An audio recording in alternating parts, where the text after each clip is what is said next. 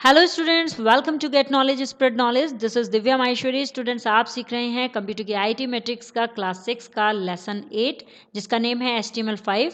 और आज की वीडियो में आप जानेंगे हेडिंग, पैराग्राफ और लाइन ब्रेक टैग के बारे में। So without wasting the time, let's begin. So चलिए बढ़ते हैं अपने टॉपिक की ओर। जानते हैं फर्स्टली हेडिंग टैग के बारे में। हेडिंग टैग को हम HN टैग के रूप में डिफाइन करते हैं। यहाँ पर देखिए दिखाया गया है HN टैग और क्लोजिंग HN टैग। H का मीन्स होता है हेडिंग और N का मीन्स होता है number. So number of headings define करने के लिए यहाँ पर HN से डिफाइन किया गया है। The HN tag helps in defining the different levels of heading in a web page. एक वेब पेज में हेडिंग्स के डिफरेंट लेवल्स को डिफाइन करने में HN टैग हमारी सहायता करता है। In the HN tag N varies from 1 to 6। HN tag में N जो वेराइज करता है, N का मीन्स होता है 1 से लेकर 6 तक की काउंटिंग, यानी 6 हमारे हेडिंग टैग होते हैं। For example H1 and heading level 1, यहाँ पर ये टेक्स्ट लिखा गया है और उसके बाद क्लोजिंग टैग लगाया गया H1 का। H2 एंड हेडिंग लेवल 2, यहाँ टेक्स्ट लिखा गया है एंड H2 को क्लोज किया गया एंड सो ऑन। इसी तरह से ये हेडिंग्स बनते चले जाएंगे। So the tag H1 is use to define the largest heading. जो H1 टैग होता है वो लार्जेस्ट, सबसे बड़े हेडिंग को डिफाइन करता है। मीन्स जो सबसे बड़ा हेडिंग बनाया जाता है वो H1 टैग से बनाया जाता है। And the tag S6 is use to define the smallest heading. सबसे छोटे हेडिंग को डिफाइन करने के लिए S6 टैग का यूज किया जाता है। तो देखिए यहाँ पर H1 से S6 तक के हेडिंग्स दिखाए गए हैं। ये देखिए यहाँ एग्जाम्पल में समझ लेते हैं। डॉक टाइप HTML लिखा गया है, देन HTML टैग लगाया गया, then head tag, then title tag, उसके बाद हेड टैग को क्लोज किया और बॉडी टैग स्टार्ट किया। Then heading 1, heading 2, heading 3, heading 4, heading 5 and heading 6। Headings जो होते हैं वो 6 होते हैं, इनके 6 लेवल्स होते हैं और यहाँ पर ये सब क्लोजिंग लगाई गई है हेडिंग्स टैग की।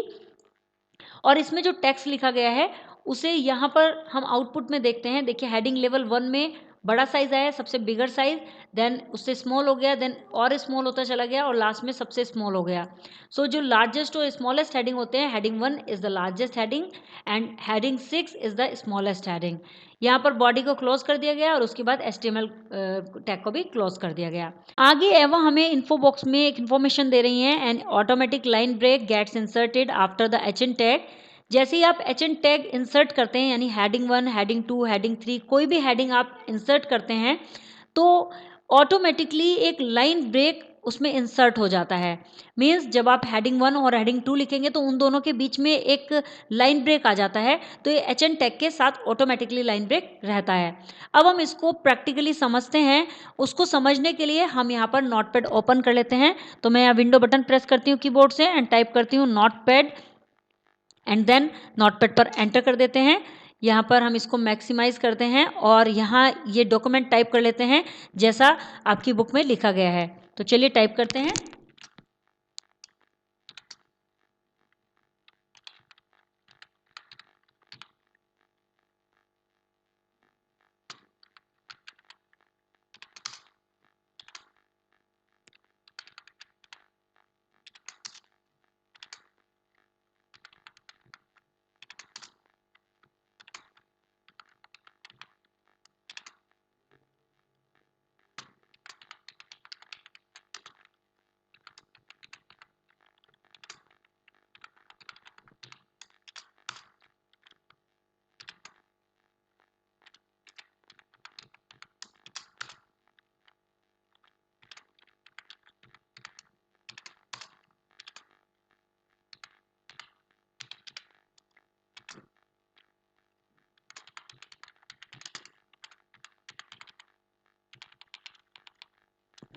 हम यहाँ पर हेडिंग लेवल नहीं लिखेंगे, हम यहाँ पर लिख देते हैं GKSK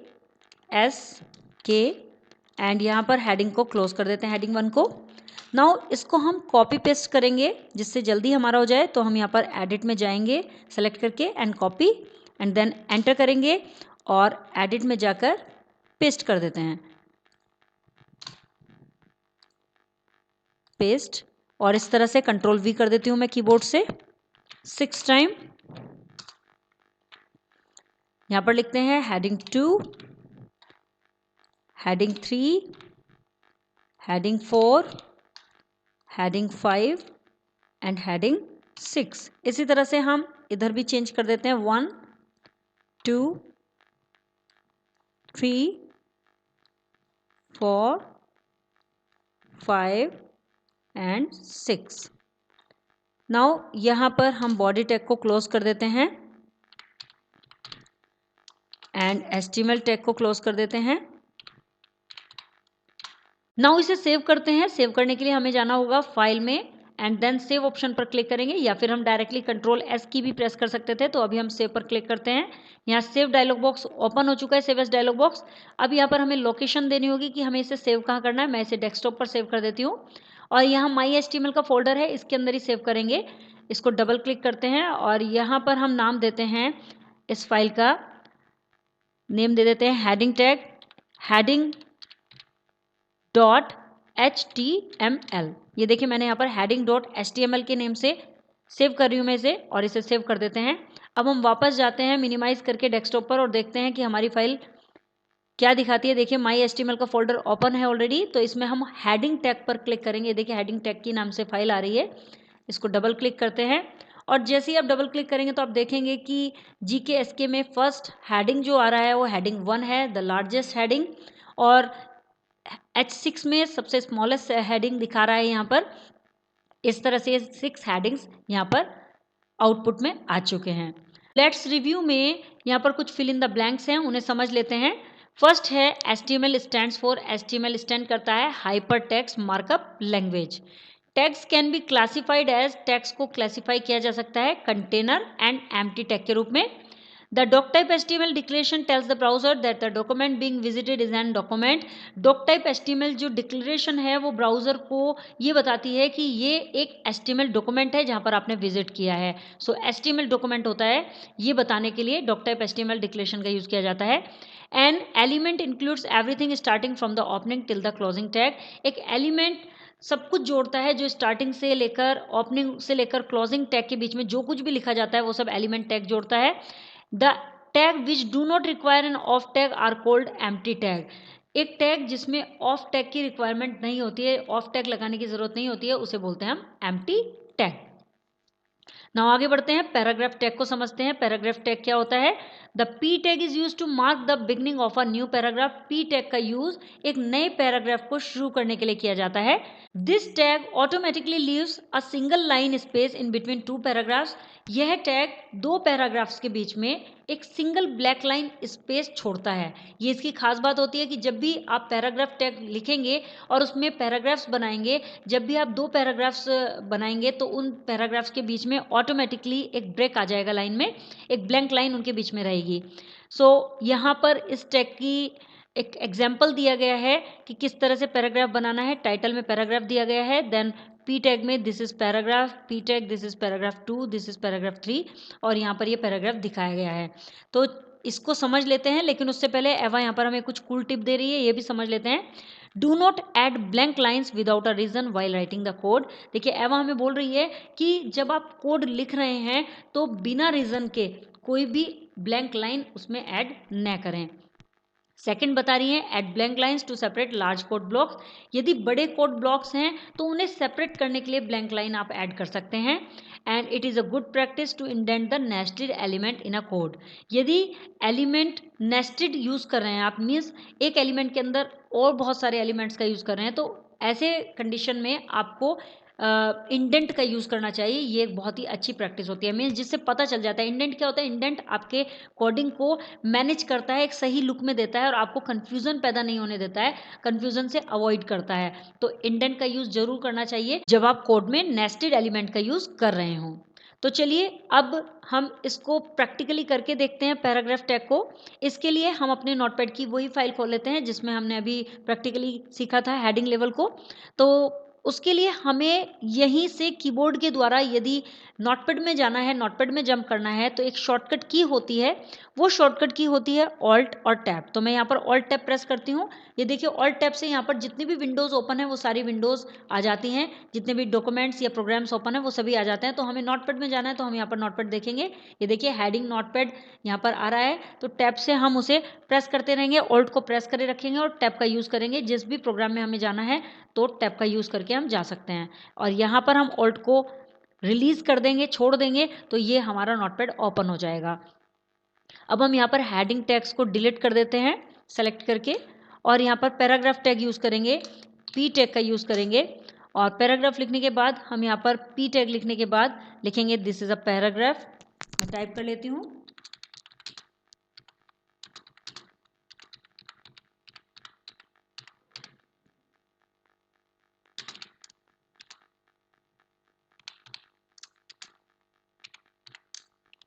ये देखिए हमने यहाँ पर क्लोजिंग टैग भी लगा दिया है पी का। एंड नाउ एंटर करेंगे और यहाँ पर इसको कॉपी करेंगे, copy and then enter, and then control V कर देते हैं कीबोर्ड से, पेस्ट कर देते हैं इसे 3 टाइम्स पेस्ट कर देते हैं, और यहाँ पर काउंटिंग चेंज कर देते हैं, second paragraph and third paragraph. उसके बाद बॉडी टैग तो हमारा इसमें ऑलरेडी है।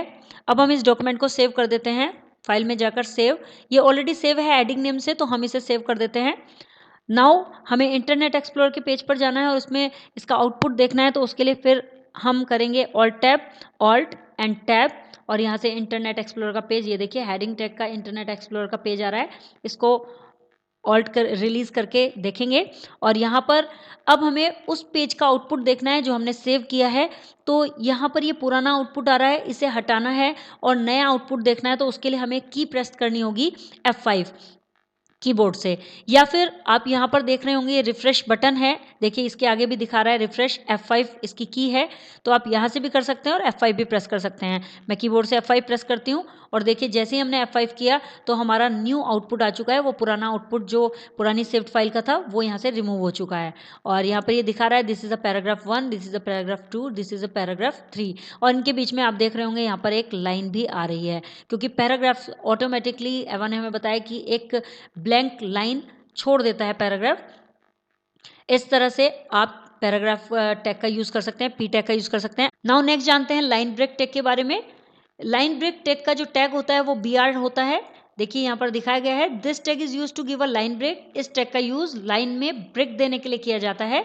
The text written after BR tag starts from a new line, text जो लिखा जाता है BR टैग के बाद तो वो एक न्यू लाइन से स्टार्ट होता है, मीन्स जो भी टेक्स्ट आप लिखेंगे BR टैग के बाद वो नेक्स्ट लाइन से स्टार्ट होगा, न्यू लाइन से स्टार्ट होगा। एक तरह से आप समझ सकते हैं कि जब हमें MS वर्ड या एक्सेल या नोटपैड में कुछ लिखना होता है और हमें नेक्स्ट लाइन पर जाना होता है तो हम एंटर करते हैं, तो BR टैग बिल्कुल एंटर की तरह काम करता है। यदि हमें एंटर करना है लाइन में जो कि हमारा वेब डॉक्यूमेंट में एंटर दिखाए तो उसके लिए हम BR टैग का यूज करते हैं।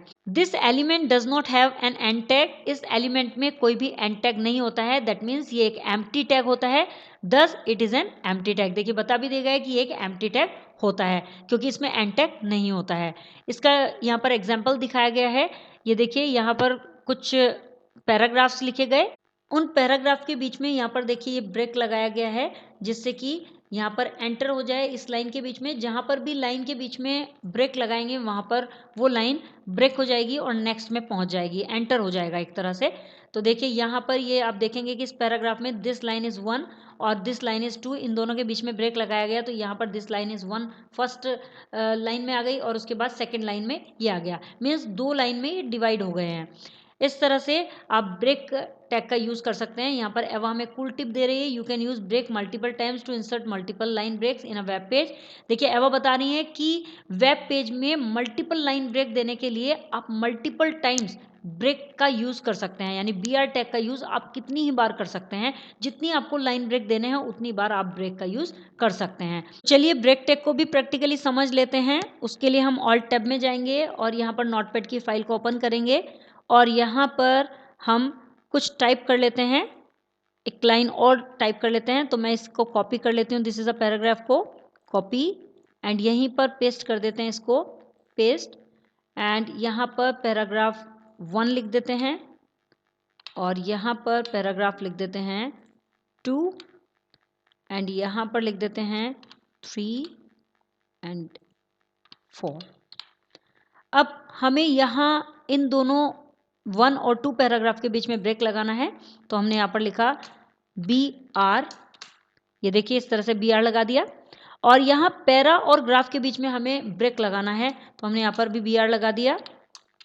देखिए पैराग्राफ वर्ड को हम यहाँ पर ब्रेक करेंगे और अब इसको सेव कर देते हैं, फाइल में जाकर save and then all tap करके हम इसको देखते हैं इंटरनेट एक्सप्लोरर के पेज पर F5 करके, तो देखिए, आप देखेंगे this is a paragraph 1 and 2, ये दोनों ब्रेक हो चुके हैं, यानी फर्स्ट लाइन में पैराग्राफ 1 आ चुका है एंड सेकंड लाइन में पैराग्राफ 2, और यहाँ पर पैरा ऊपर आ चुका है और वहाँ से एंटर होकर ग्राफ 3 ये नीचे आ गया है। तो जितना भी हमें टेक्स्ट ब्रेक करना है, अब आप समझे होंगे कि यहाँ पर यदि हमें टेक्स्ट को ब्रेक करना है तो उसके लिए हमें इसका यूज़ करना होगा। देखिए, मैं एक और पैराग्राफ में चेंज करके दिखाती हूँ आपको। जैसे मैं यहाँ पर कुछ टेक्स्ट टाइप कर देती हूँ। मैं यहाँ पर आपको GKS के गेट नॉलेज स्प्रेड नॉलेज लिखकर दिखाती हूँ और उसे ब्रेक करके दिखाएंगे।